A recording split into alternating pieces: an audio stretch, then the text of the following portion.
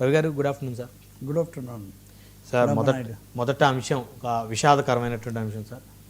ఈరోజు తెల్లవారుజామున 3:30 ఆ ప్రాంతంలో కర్నూలు దగ్గర కల్లూరు మండలం చిన్నటేకూరు దగ్గర వి కావేరి ట్రావెల్స్కి సంబంధించినటువంటి బస్సు ఒక 2-వీలర్ని ఢీకొని మరి మంటల్లో దగ్ధమైంది. 300 మీటర్లు ఆ విధంగానే బస్సు అదే స్పీడ్ తోటి ముందుకు వెళ్ళింది. 2-వీలర్ని ఢీకొని 2-వీలర్ బస్సు కింద నుంచి మంటలు చెలరేగాయి. డ్రైవరు అక్కడి నుంచి తప్పించుకొని అక్కడ వెళ్ళిపోయాడు. దాదాపు 20 మందికి పైగానే అధికారికంగా మృతుల సంఖ్య తేలింది.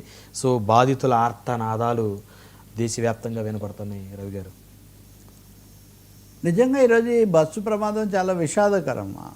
ప్రమాదాలు ఎప్పుడు విషాదమే, కానీ జరిగిన తీరు ఇదంతా చూస్తుంటే చాలా అనూహ్యమైంది. ప్రధానమంత్రి, రాష్ట్రపతి దగ్గర నుంచి ముఖ్యమంత్రులు, 2 రాష్ట్రాలు అందరూ విషాదం, అందరూ వెళ్ళారు కూడా అక్కడికి. మామూలుగా ప్రమాదాలు ఏదో వంతెన దగ్గర పడిపోవటము, రోడ్డు మలుపు దగ్గర, లేదా 2 వేగంగా వచ్చి ఢీకొనటం, లేదా యాంత్రిక లోపం, ఇట్లాంటివి జరుగుతుంటాయి. ఏదో తప్పించిపోయి కొట్టడం. ఇక్కడ అది కాదు. అంత పెద్ద బస్సు ఒక 2-వీలర్ను ఢీకొనడం అన్నది 20 మందికి పైగా ప్రాణాలు పోవడానికి దారితీసిందంటే ఈ ప్రమాదాల్లో ఉండాల్సిన జాగ్రత్తల నుండి, డ్రైవింగ్కు సంబంధించిన సమస్యల నుండి తనిఖీలన్నీ కనిపిస్తాయి. ఇప్పుడు ఆ ఢీకొన్న తర్వాత ఏమాత్రం జాగ్రత్త పడినా ఏమీ జరగదు అక్కడ. కానీ దాన్ని అలాగే తీసిపోవటం, ఆ తీసిపోతున్న క్రమంలో దాని ట్యాంక్ బద్దలైపోయి ఆ పెట్రోల్ బయటికి, బైక్ పెట్రోల్ బస్సును చేసేటంత వచ్చిందంటే అది కూడా గుర్తించారు. చాలా సందర్భాల్లో ప్రమాదం ఎందుకు జరిగింది మనం తర్వాత పరిశోధన చేసి దర్యాప్తు చేస్తే కూడా తేలదు. అనేక ప్రమాదాలు అలాగే ముగిసిపోతుంటాయి. కానీ ఇక్కడ చాలా స్పష్టంగా కారణం కనిపిస్తున్నా డ్రైవర్లు ఇద్దరు కూడా ఉన్నట్టున్నారు. ఏమాత్రం జాగ్రత్త పడినా కానీ జరిగి ఉండేది. పోనీ తలుపు కూడా మూసుకుపోయింది అక్కడ అని చెప్తున్నారు. అది తలుపు తెరుచుకోవడానికి రాలేదు. ఎలాగో 19-18 మంది బయటపడ్డారు.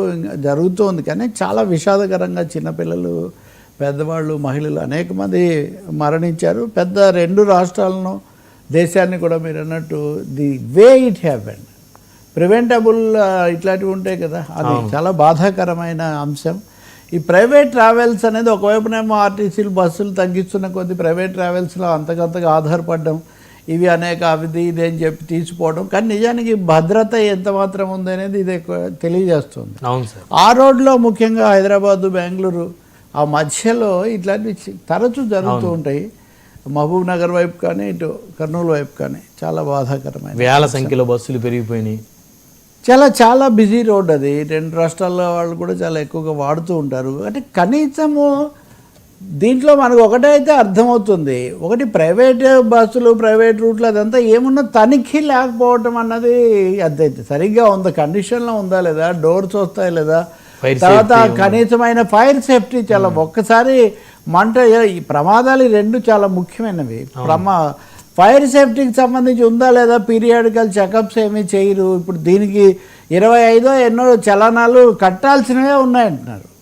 23,000 రూపాయలు చలానాలు. అందులో ర్యాష్ డ్రైవింగ్ ఎక్కువ ఉన్నాయి సార్. ర్యాష్ డ్రైవింగ్ ఇప్పుడు మామూలు వాళ్ళని రోజువారీగా అచ్చంగా అదే పనిలాగా కాపు కాచి మరి చలానాలు వసూలు చేసి ఇవన్నీ చేసే పోలీసులు కానీ, లేకపోతే ట్రాఫిక్ అథారిటీస్, చెకింగ్ అథారిటీస్ కానీ ఎందుకు ఇట్లాంటివి చెక్ చేయరని ఒక పెద్ద ప్రశ్న. ఇప్పుడు మంత్రులందరూ 2 రాష్ట్రాల అధికారులు వెళ్ళారు. తర్వాత హోంమంత్రి అనిత, ఇంకా జిల్లాకు చెందిన రవాణా మంత్రి రాంప్రసాద్ రెడ్డి వెళ్ళారు, మాట్లాడుతున్నారు వీళ్ళు. కానీ ఇప్పటికి జరగాల్సింది జరిగిపోయింది కదా, చాలా విషాదకరమైన ఇది. తర్వాత ఇంకా ఆ బండి అతనికి కూడా చేశారు. ఆయన కూడా కర్నూలు జిల్లా సంబంధించినటువంటి వ్యక్తి, 22 సంవత్సరాల వయసు అంటున్నారు.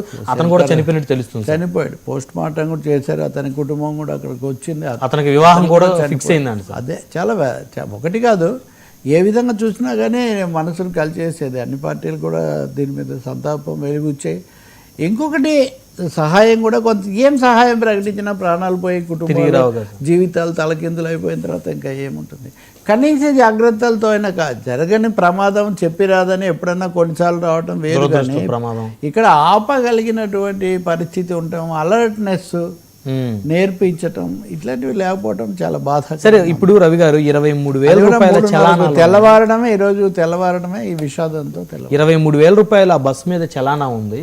అంటే అందులో ఆ చలానాల్లో దాదాపు 40% ర్యాష్ డ్రైవింగ్, డేంజరస్ డ్రైవింగ్ అని కూడా ఆ చలానా ఓపెన్ చేసి చూస్తే స్పష్టంగా అర్థమవుతుంది ఆ బస్సు నెంబర్ తోటి. అయినప్పటికీ కూడా నిర్వాహకులు కానీ యాజమాన్యం కానీ కనీసం ఆ డ్రైవర్లను మందలించేటువంటి ప్రక్రియ కానీ వారిని అదుపులో పెట్టే పరిస్థితి కానీ వారికి కాస్త ఎంతో కొంత భయం చెప్పేటువంటి పరిస్థితి కానీ వార్నింగ్ ఇచ్చేటువంటి పరిస్థితి కానీ చేయలేదు అనేది అర్థమవుతుంది కదా సార్. ఇక్కడ రెండు అంశాలు, డ్రైవర్లు ఒకటే కాదు, ఆ బస్సులో ఆ టయానికి వెళ్ళి పక్కవాడిని బీట్ చేయాలి, ఎక్కువ మంది ఎక్కువ టికెట్లు తగ్గాలి, దీనికోసం వెళ్ళటం ఒకటి, ఇదంతా వాళ్ళు చేస్తుంటారు. రెండోది ఆ సమయంలో వాళ్ళకు టైం సెన్స్ దాన్ని అందుకోవటం, అక్కడ ఆ లోపం ఇక్కడ చాలా స్పష్టంగా కనిపిస్తుంది. ఇక్కడ వీళ్ళు తప్పుకున్నారు, కొన్ని సందర్భాల్లో వాళ్ళు కూడా ఇదవుతుంటారు. అంటే చెక్కింగ్ అనేది కనీసంగా ఉండడం లేదు, ఏదైనా చలామణి అయిపోతుంది. సామాన్యులు ఎవరో విద్యార్థులు వాళ్ళు వీళ్ళు ఇట్లాంటి వాటికి చెక్కింగ్లో వాళ్ళు దెబ్బతింటున్నారు, కానీ డజన్ల మంది లేదా సామూహికంగా ప్రాణాలతో ముడిపడిన వీటి మీద ఎందుకు తగినంత అదుపు ఉండట్లేదు, తనిఖీ చేయట్లేదు? ఇప్పుడైనా చేస్తారా మీరు నేను ఇందాక కూడా చెప్పాను మీకు, చాలా బస్సులు మాజీ మంత్రులవి, చాలా ప్రముఖమైన వాళ్ళు, డబ్బు కలిగిన వాళ్ళు, ఫ్లీట్స్ ఆఫ్ బస్సెస్ ఉన్నవాళ్ళు, పెద్ద పెద్ద పేర్లు ఉన్నవాళ్ళు కూడా జరిగిన తర్వాత మళ్ళీ మామూలుగా 4 రోజులు అయిపోతుంది, ఆ రంగు మార్చడమో పేరు మార్చడమో లేకపోతే ఇది ఇంకొకటి తీసుకొని వేరే పేరుతో నడపడమో ఏదో చేస్తూ ఉంటారు. కాబట్టి చాలా చాలా పెద్ద పెద్ద బ్రాండ్ ఉన్నటువంటి ప్రైవేట్ ఇవి కూడా ఉన్నాయి. అవును, అయినా కానీ ఇప్పుడు అన్ని సార్ కొత్త కొత్త ట్రావెల్స్ పేర్లతోటి కొత్త కొత్త డిజైనర్స్ తోటి బస్సులు హంగు ఆర్భటాలతో కూడా అన్నారు, పైన పడారం లోన్లు పడారం అని పైకి అంతా చాలా బాగా ఉంటుంది. ఇప్పుడు పైగా అదనంగా చాలా సదుపాయాలు వచ్చేసాయి, ఆ లోపలే అన్నీ ఉంటాయి ఇవన్నీ చెప్తున్నారు, కానీ దాని మెయింటెనెన్స్కి సంబంధించిన జాగ్రత్త మటుకు ఉండాల్సినది లేదు. మూడోది, దేని మీద ఎంత లోడ్ వేయచ్చు, దేనికి ఏవేవి తగిలించవచ్చు, ఏవి స్లీపర్లుగా మార్చవచ్చు, ఎంతమంది దాని లోడింగ్ కెపాసిటీ, వీటి మీద అస్సలు తనిఖీ ఏమో ఉండట్లేదు, ఎట్లాగో పాస్ అయిపోతాయి. అది ఎక్కడ రిజిస్టర్ చేశారన్నది కూడా గతంలో కూడా మనం చూసాం రకరకాలు. కాబట్టి ఒక వ్యవస్థ లేదు. ఇప్పుడు ఈ బస్సుకు నేషనల్ పర్మిట్ ఉంది అంటున్నారు, అంతే కదా.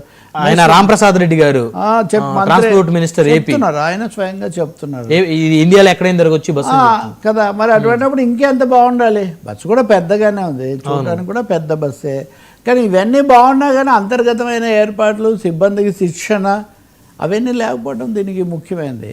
ఇంకొకటి, మనము 4 లేన్ రోడ్స్ ఇట్లాంటివి చాలా వేస్తున్నారు భారతదేశంలో. నేషనల్ హైవేస్ చాలా గొప్పవి, గడ్కరీ చొరవతో అని ఇవన్నీ బాగానే ఉంది, కానీ ఎక్కడికక్కడ ఈ అత్యవసర సమస్యలు వస్తే ఆదుకోవడానికి వెంటనే రంగంలోకి వచ్చే ఏర్పాట్లు కూడా మనం అవి లేవు. అనేక చోట్ల సరైన దీపాలు అవి కూడా ఉండవు, రోడ్ల మీద ఉండకపోయినా కనీసం కొన్ని పాయింట్స్ దగ్గర. సో వీటన్నిటి వల్ల ప్రయాణం అన్నది, అందుకే చాలా మంది ఉదయం పూటే వెళ్ళటము, అసలు రాత్రి అంటేనే ఇది నిద్రలోనే ప్రాణాలు భయపడే పరిస్థితి ఇక్కడ వస్తున్నది. కాబట్టి శిక్షణ పెంచాలి, రవాణా సిబ్బందికి కూడా పెంచాలి. మూడో, తనిఖీ అనేది ఇప్పటికైనా ఒక పత్రం ప్రకటించండి, అందరి మీద ఒకసారి అన్నింటిని ఒకసారి ప్రక్షాళన చేయండి. ఎంతసేపు ఆ ప్రమాదంలో చిక్కుకున్నవాడు ఎట్లాగో బయటపడడానికి వాళ్ళు చూసుకోవటం, అది మాఫీ చేసుకోవటం తప్ప మొత్తం కార్యక్రమంగా తీసుకొని ఈ ప్రైవేట్ సర్వీసెస్ అనే వాటిని ప్రక్షాళన చేయటము, పకడ్బందీగా మార్చడం ఎందుకు జరగదు? ఇవన్నీ ప్రశ్నలు ఉన్నాయి. అనేకసార్లు రావు, టైం ప్రాబ్లమ్స్ కూడా చాలా ఉంటాయి వీటితో, అవి అంతా నిండితే కానీ రారు. వీళ్ళ ఎట్లా ఉంటుందంటే స్టాప్స్లో దిగే దగ్గర ఎక్కువ సమయం ఉండి పోయేటప్పుడు వేగంగా పోవటం, మధ్యలో కళ్ళు తెరిస్తే భయం వేసేటంత పోతుంటాయి అవి. సరే, ఇప్పుడు ఇంకా ఈ ప్రైవేటు ట్రావెల్స్లో ప్రత్యేకించి స్లీపర్స్లో ప్రయాణం చేయాలంటే ప్రయాణికులు ఈరోజు ఈ ఘటన చూసిన తర్వాత భయభ్రాంతులకు గురవుతున్నారు సార్. భయపడతారు, ఖచ్చితంగా భయపడతారు, కానీ తప్పదు కదా. మనుషులు ఒక చోటు నుంచి ఒక చోటికి వెళ్ళక తప్పదు. మన విమాన ప్రమాదం అక్కడ చాలా జరిగింది, రైళ్లలో కొన్ని జరిగాయి. రోడ్ ట్రాన్స్పోర్ట్ ఎక్కువ వాడతారండి మన దేశంలో, అందులో దగ్గర వాటికి బస్సులు వాడడం. ఇప్పుడు ఈ బస్సులు కూడా స్లీపర్లు ఇవన్నీ వచ్చిన తర్వాత అంతకంటే ఇవే కన్వీనియంట్ అనేక ప్రయాణాలకు బయలుదేరుతున్నారు. కాబట్టి నేను అంటుంది, ప్రయాణాలు పెరిగినంత స్థాయిలో వాటి మీద తనిఖీ కూడా పెరగాలి, ఎక్కడికక్కడ చర్యలు తీసుకోవాలి, కండిషన్లో లేని వాటిని పక్కన పెట్టాలి. ఆ శిక్షణ కూడా నడిపే వాళ్ళకు కూడా ఎంతో కొంత పీరియాడికల్గా ఒక్కోసారి చెకప్స్ అవి ఉండాలి. మూడవది, వాళ్ళు ఏదైనా దీంట్లో ఉన్నారా అన్నది కూడా చూడాల్సిన అవసరం ఉంటుంది. వాళ్ళ సమస్యలు వాళ్ళకి చాలా ఉంటాయి, అది వేరే. కానీ ఏదైనా ప్రమాదాలు జరిగినప్పుడు ఆ 2-3 రోజులు అదే నేను చెప్తున్నా. అందుకనే నేను ఒక భారీ కార్యక్రమంగా తీసుకొని ఫ్లీట్స్ ఆఫ్ బస్సెస్ ఏమున్నాయో వాటి మీద అసలు జనరల్గా ఉండే కంప్లైంట్స్ ఏంటి, సాధారణంగా ప్రమాదాలు ఎలాంటివి జరుగుతున్నాయో అరికట్టడానికి ఏం చేయాలి, తర్వాత మధ్యంతర అత్యవసర సహాయానికి వ్యవస్థలు ఎలా ఏర్పాటు చేయాలి. ఉదాహరణ ఇప్పుడు 108లు 103లు ఉన్నట్టుగా వీటికి కూడా అటువంటి ఏమైనా పెట్టుకోవాలి కదా, ఇమీడియట్గా వెళ్ళగలిగినవి. ఇట్లాంటివి ఉన్నాయి, చాలా సమస్యలు ఉన్నాయి దీంట్లో. భయంగా ఎక్కడమే ఇంకా దిగితే దిగినట్టు అన్నట్టుగా తయారవుతుంది. దేవుడి మీద భారం వేసి. అంతే. రైట్ సార్, మరొక అంశం సార్,